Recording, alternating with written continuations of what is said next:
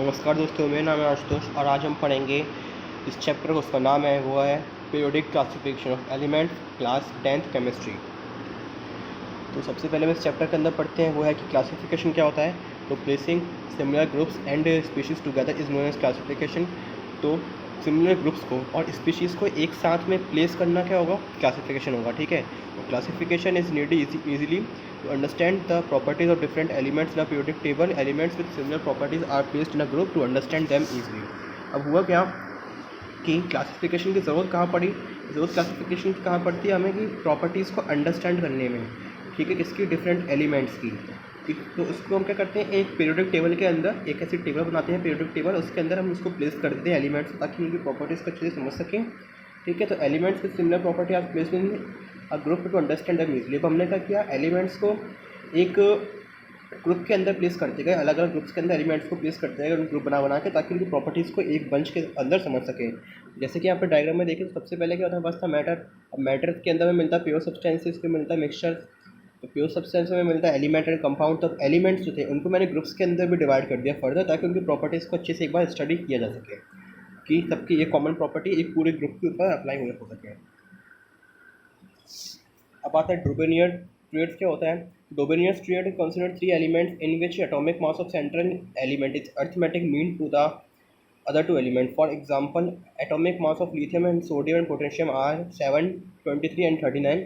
The arithmetic mean of 7 and 39 gives 23, but the disadvantage is presence of only few traits. अब Dobenian traits ने क्या किया कि Dobenian एक साइंटिस्ट था, उसका ने ये कहा कि अगर मैं कोई भी तीन एलिमेंट्स को एक साथ प्लेस करूँ, जैसे कि ए, बी और एक सी।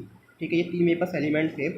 ठीक है, उसको मैंने क्या किया, इनको इसको इस तरह से उसने प्लेस किया था कि जो सेंट्रल एलिमेंट है, यानी कि जो बी होगा सेंट्रल एलिमेंट, वो किसके, उसका जो एटॉमिक मास होगा वो किसके बराबर होगा, ए प्लस सी के एटॉमिक मास के सम के मीन के बराबर होगा। ठीक है, इन दोनों के एटॉमिक मास का जो मैं मीन निकालूंगा उसके सम के मीन के बराबर जो सेंट्रल एटम है उसका एटॉमिक मास होगा। तो इस तरह से उसने तीन कुछ ट्रेड बनाए।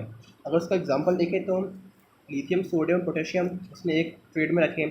ठीक है, तो उसमें क्या होगा, 7, 23, 39 रिस्पेक्टिवली इनका मास है। अब 7 और 39 का एटॉमिक मीन जो होगा वो क्या, 23। ठीक है, उसी तरह यहाँ पे और भी दिखाया उसने कि कैल्शियम, क्रोमियम, ब्रोमाइन और आयोडीन। ठीक है, फिर क्लोरीन, ब्रोमीन और आयोडीन और कैल्शियम, स्ट्रेंडियम और बेरिलियम। इस तरह से उसने पूरा बताया कि अगर इन दोनों का मैं सम करूँ, फर्स्ट और थर्ड का, तो वो मुझे जो अर्थमेटिक उन दोनों का मीन निकलेगा, ठीक है, वो मुझे किसके बराबर होगा, सेंट्रल वाले के बराबर होगा अप्रॉक्सीमेटली। इसका डिसएडवांटेज क्या था कि इसमें सिर्फ कुछ ही एलिमेंट पे ये रूल जो था वो लागू होता है।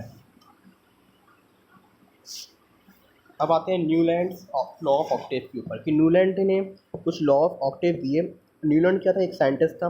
तो Newland law of octave says that elements are arranged in such a way that every 8 element has some properties as in the first element. According to him, only 56 elements are found, which is a drawback of Newland law of octave. This was not expected. It is expectable only up to calcium. He also placed some unlike elements in the same slot. अब उसने क्या किया, उसने कहा कि Newland ने कि उसके लॉ ऑफ ऑक्टेव के अकॉर्डिंग ये था कि जब एलिमेंट्स उसने 8 मतलब 8 टोटल 8 एलिमेंट्स को उसने ऐसा बंच में उसने सेट किया। ठीक है, कि क्या उसने कहा कि एवरी 8th एलिमेंट जो होगा, ठीक है, उसकी सेम प्रॉपर्टी किसकी ऐसी होगी, हर फर्स्ट एलिमेंट की ऐसी होगी। ठीक है, क्योंकि जैसे अगर आपने इसमें देखा कि फर्स्ट ये वाला एक हाइड्रोजन था, first lithium, hydrogen, lithium, beryllium, boron, carbon, nitrogen, oxygen, उसके बाद आता है क्लोरीन। तो उसने इस तरह से जब फर्स्ट इसकी जो प्रॉपर्टीज़ होगी वो इसके सिमिलर होगी 8th वाले की। यहाँ से अगर देखो तो 7 यहाँ तक वो 8th ही हो गया, और सर इसकी प्रॉपर्टी इसके सिमिलर होगी, और यहाँ से इसकी प्रॉपर्टी इसके सिमिलर होगी। इस तरह से उसने न्यूलैंड लॉ ऑफ ऑक्टेव अपना दिया। ठीक है, अब लेकिन क्या हुआ था, ये सिर्फ 56 एलिमेंट्स के ऊपर जो था वो अप्रूव हो पा रहा था सब। ठीक है, तो ये एक ड्रॉबैक था कि सारे एलिमेंट्स में ये लॉ एप्लीकेबल नहीं हो पा रहा था। ठीक है, और ये सिर्फ कैल्शियम तक ही काम करता था। ठीक है, क्या करता था, सिर्फ कैल्शियम तक ही काम करता था। उसके बाद उसकी जो प्रॉपर्टीज़ थी वो थोड़ी चेंज होने लगती थी। जैसे और उसने क्या किया, ऐसे यहाँ पे सी ई और एल ए है, इनको भी एक ही ग्रुप के अंदर प्लेस करना पड़ा क्योंकि इनकी प्रॉपर्टीज बहुत सिमिलर आ रही थी इसके कंपेरेटिवली, तो ये भी उसका डिसएडवांटेज था। ठीक है, तो इस तरह से ये लॉ ऑफ ऑक्टेव नहीं चल पाया। अब आते हैं मेंडलीव्स पीरियोडिक टेबल के ऊपर कि मेंडलीव एक साइंटिस्ट था, उसने अपनी पीरियोडिक टेबल बना के दी। तो Mendeleev use atomic masses on the basis of arrangement of element. उसने किस बेस पे एटम्स का या फिर एलिमेंट्स का अरेंजमेंट किया, उसने किया था एटॉमिक मास की बेसिस पर। ठीक है, तो अकॉर्डिंग टू हिम एलिमेंट्स पर arranged in increasing order of atomic masses, it believes that there was a periodic represent in their physical and chemical properties. तो उसके अकॉर्डिंग क्या था, उसने क्या किया, एटम्स को, एलिमेंट्स को अरेंज कर दिया किसके बेसिस पे, एटॉमिक मास के अकॉर्डिंग पे उसने अरेंज कर दिया। इंक्रीजिंग एटॉमिक मास में कि सबसे कम पहले रखा, फिर उससे ज़्यादा का एटॉमिक मास उसके बाद में रखा, इस तरह उसने अरेंज कर दिया। ठीक है, कि उसके अकॉर्डिंग क्या था कि ऐसा करने पे जो फिजिकल और केमिकल प्रॉपर्टीज़ हैं, ठीक है, वो क्या होंगी, रीअपेयर होंगी। यानी कि अगर इसकी हीलियम की तो नियॉन के सिमिलर होंगी अगर मैं इनको इस तरह अरेंज करता जाऊँ। ठीक है, ऐसा उसने ग्रुप बना के अपनी पूरी टेबल बना के दी यहाँ पे। तब उसके अंदर क्या था कि जो ये आपको दिख रहा है यहाँ पे, ये जो ब्लू कलर से बनेगी, तो सारे क्या था मेंडलीव के द्वारा बनाए गए हैं। ठीक है, और इस तरह से पूरी मेंडलीव ने एक पूरी टेबल बना के हमें दी थी। तो इसका एडवांटेज क्या था कि he left gap for some undiscovered element like ई के आता है बोरॉन। उसने क्या किया, कुछ अनडिस्कवर्ड एलिमेंट्स के लिए भी स्पेस छोड़ दिया, क्योंकि उसको पता था कि वो बाद में डिस्कवर हो सकते हैं, लेकिन प्रॉपर्टीज़ पहले से एग्जिस्ट कर रही थी, तो उसने उसके लिए स्पेस छोड़ दिया। जैसे कि बोरॉन की उसने स्पेस छोड़ा था। This table also accommodate the noble gases. इसके अंदर नोबल गैसेस भी आ रही थी, जैसे कि ये सब रही नोबल गैसेस, इसका भी उसने पूरा प्लेस दिया था। अब लिमिटेशंस पे आता है कि क्या लिमिटेशंस थी उसकी। तो लिमिटेशंस क्या थी, पहले की position of isotope cannot be explain. Isotopes की पोजीशन को एक्सप्लेन नहीं कर पाया था। Position of hydrogen not fix, hydrogen की पोजीशन को फिक्स नहीं कर पाया था। It is placed in group 1A though some properties matches with those of halogens. अब हुआ क्या, जो हाइड्रोजन था, ठीक है, इसने किस में प्लेस कर दिया, 1A के अंदर प्लेस कर दिया, यानी कि ये रहा 1A। ठीक है, इसने प्लेस कर दिया।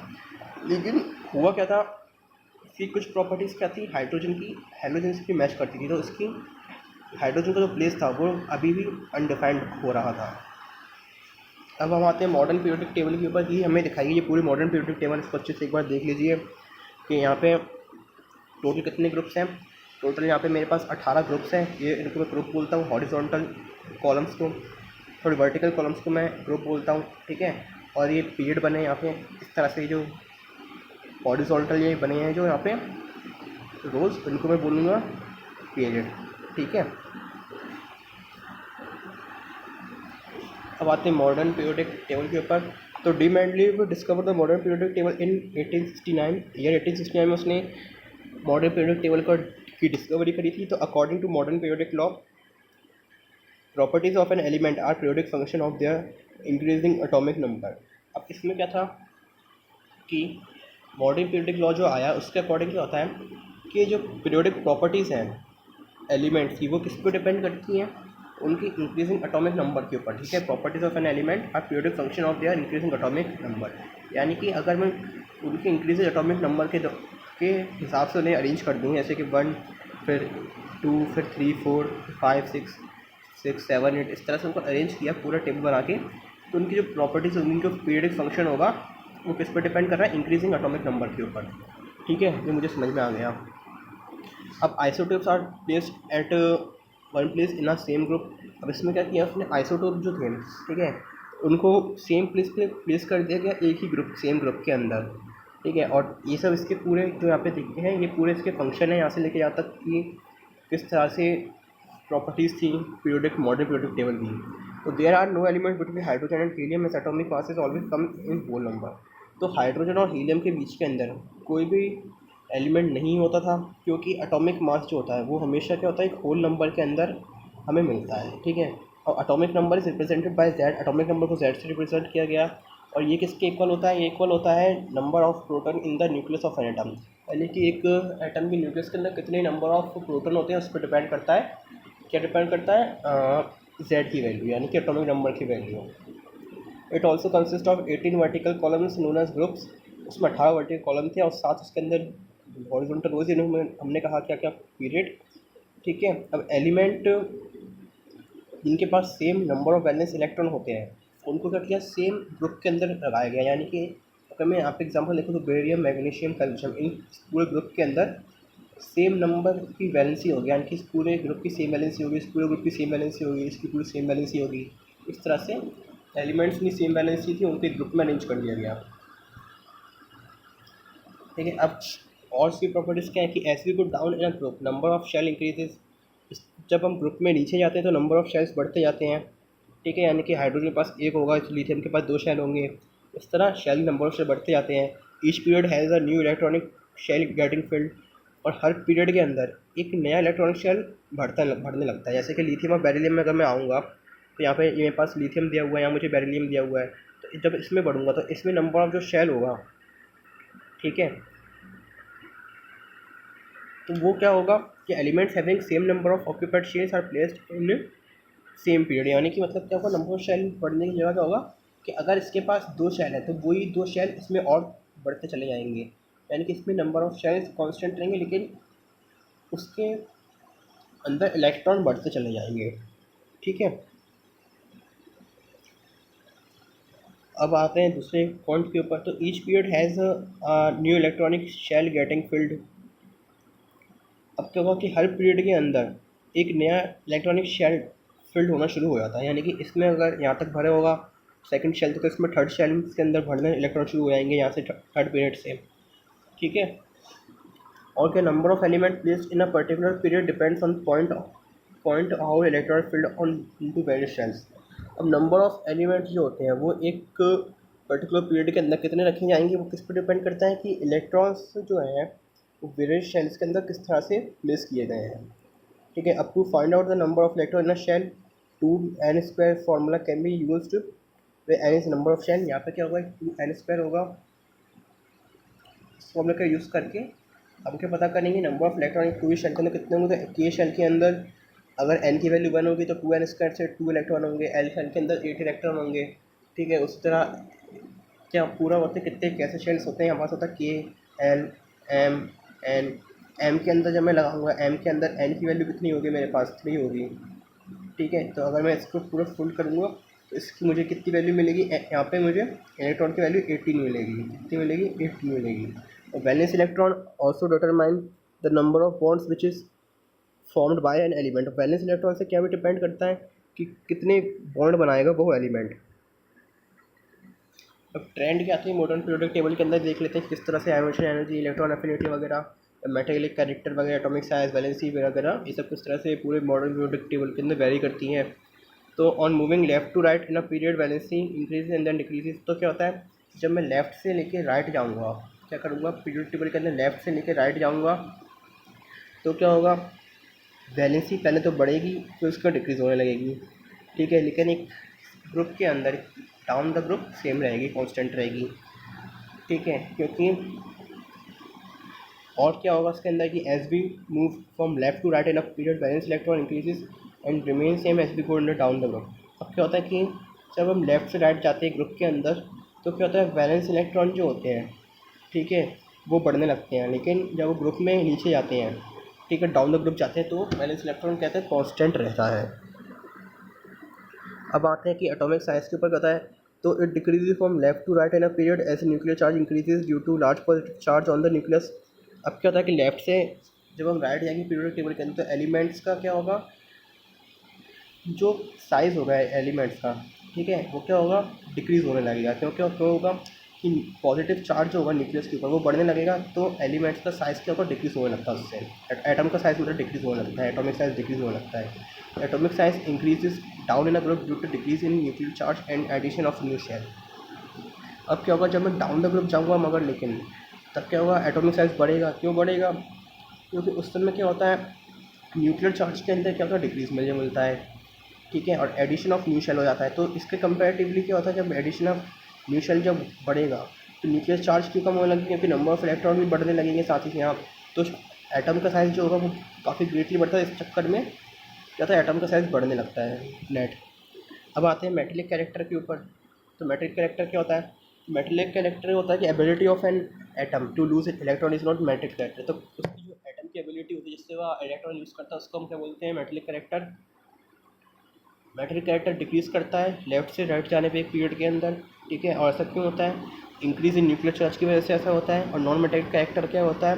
इंक्रीज़ होता है left to right in a period, जब मैं पीरियड में लेफ़्ट से राइट जाऊँगा, ठीक है, तो नॉन मेटलिक कैरेक्टर जो होगा वो क्या करेगा? वो इंक्रीज़ होगा, ठीक है। और मेटलिक कैरेक्टर एक जब ग्रुप में मैं नीचे आऊँगा तो मेटलिक कैरेक्टर क्या करेगा? बढ़ेगा, ठीक है। क्यों बढ़ेगा? क्योंकि नीचे जाने पे जो एटम होगा वो ईजिली इलेक्ट्रॉन को लूज़ कर सकता है, इसलिए।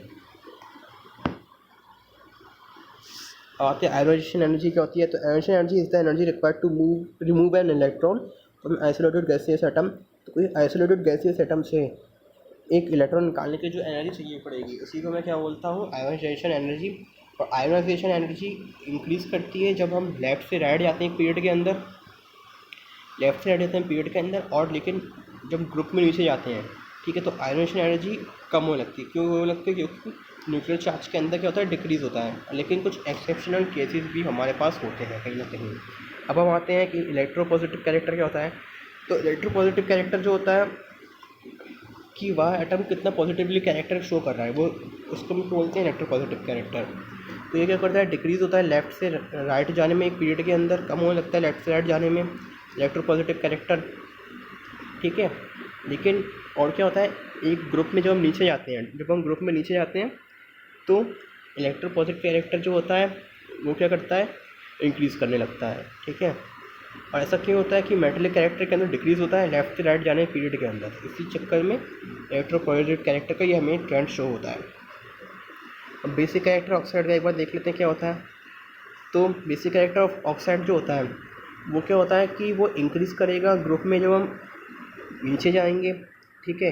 क्यों क्यों ऐसा होगा? तो ऐसा इसलिए होगा कि एटॉमिक रेडियस जो होता है, एटॉमिक रेडियस बढ़ता है, ठीक है। तो उसकी वजह से क्या होता है? आयोनाइजेशन एनर्जी कम होने लगती है। तो क्या होगा? बेसिक कैरेक्टर जो होगा वो क्या होगा? बढ़ जाएगा, ठीक है। This to the increase in metallic character और इलेक्ट्रोपॉजिटिविटी ऑफ एलिमेंट। ऐसा क्यों होता है? क्योंकि मेटलिक कैरेक्टर ही बढ़ता है या फिर इलेक्ट्रोपॉजिटिविटी जो एलिमेंट है वो बढ़ती है। एसिडिक कैरेक्टर ऑफ ऑक्साइड क्या होगा? वो क्या होगा? नॉन मेटलिक या फिर डिक्रीज क्या करेगा? As non metallic character of element decrease from top to down the bottom. अब एसिडिक कैरेक्टर जो होगा वो क्या करेगा? डिक्रीज़ करेगा, ठीक है। कब? जब हम ऊपर से क्या करेंगे? नीचे जाएंगे, ऊपर से डाउन द ग्रुप नीचे जाएंगे तो एसिडिक कैरेक्टर जो होगा वो डिक्रीज़ होगा। क्यों ऐसा होगा? क्योंकि नॉन मेटलिक कैरेक्टर ऑफ जो एटम का होगा वो क्या होता है? वो डिक्रीज़ होने लगता है। इस चक्कर में एसिडिक कैरेक्टर भी उसका डिक्रीज़ करने लगता है। आते हैं प्रैक्टिस के ऊपर। तो on what basis did Mendeleev classified the element. तो मैंडलीफ ने किस बेसिस पे किया था? मैंडलीफ ने किया था एटॉमिक मास के बेसिस के ऊपर, ठीक है। Define group and period. तो क्या होता है? जो हॉरिजॉन्टल रोज़ होती हैं, उनको मैं बोलता हूँ पीरियड, ठीक है। और वर्टिकल कॉलम्स जो होते हैं उनको बोलते हैं ग्रुप्स, ठीक है। और what is common among all elements present in a period. क्या कॉमन चीज़ होती है? तो एक पीरियड के अंदर क्या होता है कि जो नंबर ऑफ़ शेल है वो क्या होता है? कांस्टेंट रहता है। नंबर ऑफ़ शेल क्या होता है? कांस्टेंट रहता है, यानी कि एन की वैल्यू जो वो कांस्टेंट रहेगी। और कोई दो अल्कलाई मेटल का प्रेजेंट ग्रुप कितना नाम बताएं। तो अल्कलाई मेटल कौन से मेरे पास होते हैं? एक होता है Na और कैल्शियम, ठीक है। वो दोनों शायद ग्रुप 1 में आते हैं। और एलिमेंट अगर एक्स मेरे पास कोई से दिया है, ठीक है, वो सेकंड ग्रुप को बिलोंग करता है और सेकंड पीरियड को बिलोंग करता है, तो उसका एटॉमिक नंबर और उसका नेम बताना है एलिमेंट का। क्या दिया? सेकंड ग्रुप और सेकंड पीरियड। तो अगर इसको देखें कि यहाँ पे मॉडर्न पीरियड टेबल दिए, इसमें सेकंड ग्रुप और सेकंड एलिमेंट में अगर मैं आऊँ तो क्या मिल गया? सेकंड ग्रुप, ये रहा सेकंड ग्रुप और सेकंड एलिमेंट, सेकंड क्या? सेकंड ग्रुप और सेकंड पीरियड। कहाँ पे पहुँचा मैं यहाँ पे पहुँचा, सेकंड ग्रुप सेकंड पीरियड, यानी कि बेरिलियम। तो इसका एटॉमिक नंबर जो होगा वो तो मेरे पास क्या होगा? 4 होगा, ठीक है। एटॉमिक नंबर मुझे क्या मिल गया? इसका 4 मिल गया, ठीक है। और इसका एटॉमिक मास कितना होता है? वो होता है 8।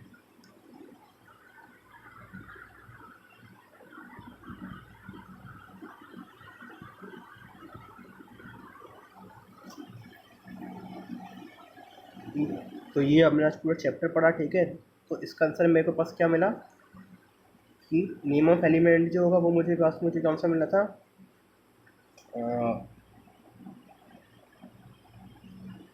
बेरिलियम मुझे मिला एलिमेंट, ठीक है। और इसका एटॉमिक नंबर क्या मुझे मिला 4। तो ये हमने पूरा चैप्टर पढ़ा। ठीक है, आपको चैप्टर अच्छा लगा हो तो उसके लिए थैंक यू।